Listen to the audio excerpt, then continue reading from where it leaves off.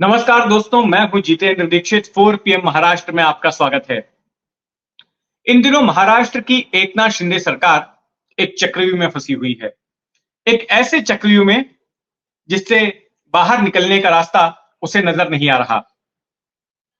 ये चक्रव्यूह है मराठा आरक्षण का। जी हां, मराठा आरक्षण का जिन्न फिर एक बार बोतल से बाहर निकल आया है और इसने सरकार के सामने चुनौती पेश की है। मनोज जरंगे पाटिल, जो कि मराठाओं के नेता हैं, उन्होंने अल्टीमेटम दिया है महाराष्ट्र सरकार को और कहा है कि 24 अक्टूबर तक मराठाओं को आरक्षण दे दिया जाना चाहिए। अगर मराठाओं को आरक्षण नहीं मिलता है तो 25 अक्टूबर से वे आमरण अनशन पर बैठ जाएंगे। इसके पहले उन्होंने कई सभाएं भी ली और उनकी सभाओं में बड़ी तादाद में, लाखों की तादाद में मराठा इकट्ठा हो रहे थे, जिसने सरकार की नींद उड़ाकर रख दी। सरकार मराठाओं की नाराजगी वहन नहीं कर सकती। मराठा आबादी महाराष्ट्र में 33% है। कई सीटों पर मराठाओं का वर्चस्व है और ऐसे में अगर मराठा रूठ गए तो जो सत्ताधारी पार्टियां हैं, बीजेपी, एकनाथ शिंदे वाली शिवसेना और अजीत पवार वाली एनसीपी, इनका वापस सत्ता में लौटना मुश्किल हो सकता है। और यही वजह है कि मनोज जरंगे पाटिल के ऐलान के बाद इनकी नींद उड़ी हुई है। मनोज जरंगे पाटिल ने इससे पहले भी, अब से 2-2.5 महीने पहले भी इन्होंने अनशन किया था महाराष्ट्र के शहर जालना में, इस मांग को लेकर कि मराठाओं को शिक्षा और रोजगार में आरक्षण मिलना चाहिए। कई दिनों तक उनका यह अनशन चला, उनको समझाने बुझाने की कोशिश की गई, लेकिन जब वे नहीं माने तो उसके बाद एक दिन पुलिसिया एक्शन हुआ और जिस जगह पर वो अनशन कर रहे थे वहां पुलिस की टीम पहुंची और फिर उनके साथ मौजूद कार्यकर्ताओं और पुलिस के बीच में भिड़ंत हो गई। पुलिस को लाठीचार्ज करना पड़ा, कार्यकर्ताओं ने भी पथराव किया और दोनों ही तरफ के लोगों में जो है, दोनों ही तरफ के करीब करीब 60-70 लोग घायल हो गए। उसके बाद महाराष्ट्र के कई इलाकों में जो है छिटपुट हिंसा हुई और कई जगहों पर जालना की घटना को लेकर, जालना के लाठीचार्ज को लेकर विरोध प्रदर्शन भी हुआ। सरकार इतने दबाव में आ गई कि जालना के कई पुलिस अधिकारियों का सरकार ने तबादला कर दिया। इसके बाद सरकार की ओर से भरोसा दिलाया गया मनोज जरंगे पाटिल को कि जल्द ही महाराष्ट्र सरकार सभी मराठाओं को कुणबी मराठा मानकर, कुणबी मराठा आरक्षण कैटेगरी के तहत ओबीसी में उनको, ओबीसी कैटेगरी में उनको आरक्षण दे देगी। तो अब मनोज जरंगे पाटिल, तमाम मराठा नेता इंतजार कर रहे थे और इसके लिए अब उन्होंने डेडलाइन तय की है 24 अक्टूबर की। लेकिन सरकार के इस ऐलान के बाद कि मराठाओं को ओबीसी कोटे से आरक्षण दिया जाएगा, उससे ओबीसी नाराज हो गए।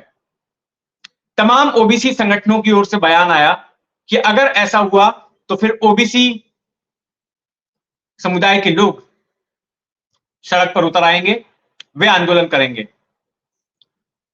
और ओबीसी कोटे से विरोध करने वालों में खुद बीजेपी की नेता, सत्ताधारी बीजेपी की नेता पंकजा मुंडे भी रही। पंकजा मुंडे ने भी ऐलान किया कि अगर सरकार को मराठाओं को आरक्षण देना है तो दे, उन्हें कोई आपत्ति नहीं है, लेकिन ओबीसी के कोटे से नहीं दिया जाना चाहिए। ओबीसी के कोटे में कोई कटौती नहीं होनी चाहिए। तो सरकार के एक तरफ कुआं है तो दूसरी तरफ खाई है। अगर मराठाओं को आरक्षण नहीं देते हैं तो फिर मराठा नाराज, और अगर मराठाओं को आरक्षण दे देते हैं तो ओबीसी कोटे से देना पड़ेगा, क्योंकि सुप्रीम कोर्ट ने लिमिट बना रखी है कि 50% से ऊपर आरक्षण नहीं जा सकता। तो ऐसे में विकल्प यही है कि ओबीसी के कोटे से देना होगा। तो अगर ओबीसी के कोटे से सरकार आरक्षण देती है तो फिर ओबीसी नाराज, और वो ओबीसी का भी बड़ा वोट बैंक है महाराष्ट्र में। तो ऐसे में सरकार एक पेच में फंस गई है। और अगर मराठाओं की बात करें तो मराठाओं का वर्चस्व ज्यादातर मराठवाड़े इलाके में है और पश्चिम महाराष्ट्र में भी है।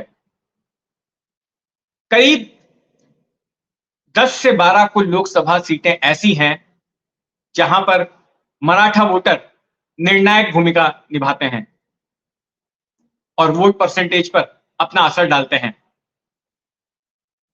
और अगर इन सीटों पर मराठा वोटर नाराज हो गया तो फिर बीजेपी को केंद्र की सत्ता में वापस आने में मुश्किल हो जाएगी, क्योंकि महाराष्ट्र में कुल 48 सीटें हैं।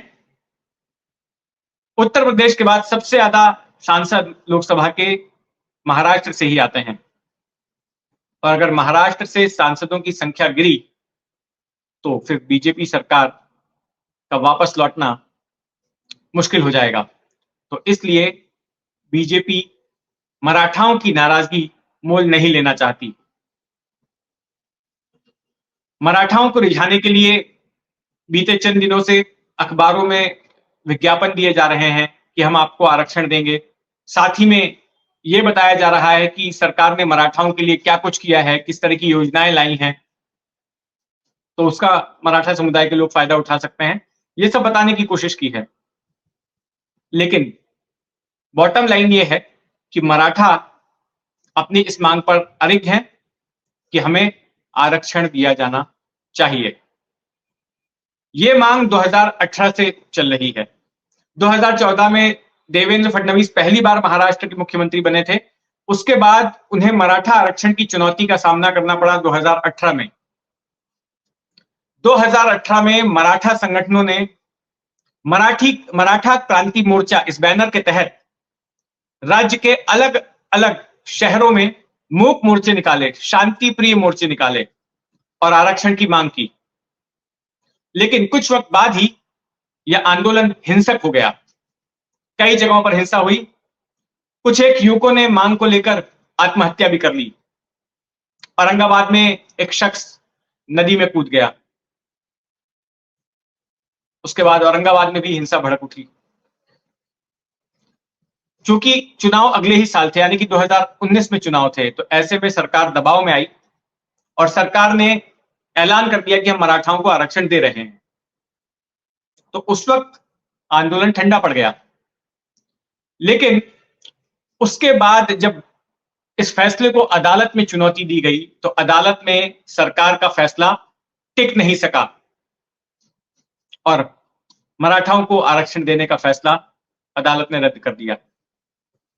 अब फिर से एक बार मराठा संगठन एकजुट हुए हैं और मांग कर रहे हैं आरक्षण की।